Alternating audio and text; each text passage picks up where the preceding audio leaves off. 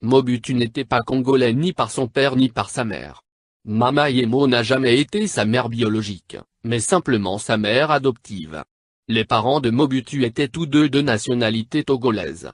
Son père exerçait la profession de cheminot. Il a été engagé par la société française qui a construit le chemin de fer Brazzaville-Océan.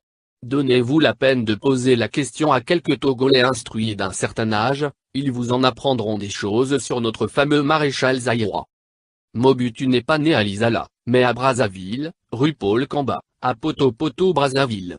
Il a vu le jour en 1928 et non pas le 14 octobre 1930. Sa mère naturelle est morte alors qu'il était âgé de quelques jours à peine et que son père se trouvait au boulot, entre la ville de Brazzaville et la côte atlantique, occupé à poser des rails. Du fait que ses parents étaient originaires du Togo, une ancienne colonie française, ils étaient donc ipso facto français. Mobutu, déjà orphelin à l'âge de quelques jours, fut donc présenté à son compatriote, le curé français de Brazzaville pour trouver une solution immédiate au bébé qui manquait déjà de lait. Il se fait que le prêtre français affecté à Brazzaville avait un domestique du nom de Gbemani Alberic, mari d'une certaine Marie-Madeleine Yemo, qui venait d'accoucher et qui pouvait donc donner le sein au petit bébé qui venait de perdre sa mère.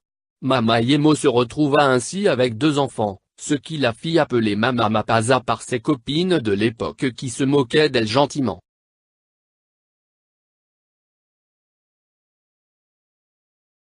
Présenté à son compatriote, le curé français de Brazzaville pour trouver une solution immédiate au bébé qui manquait déjà de lait.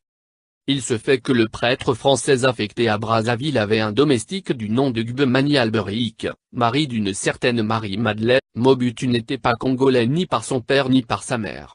Mama Yemo n'a jamais été sa mère biologique, mais simplement sa mère adoptive. Les parents de Mobutu étaient tous deux de nationalité togolaise.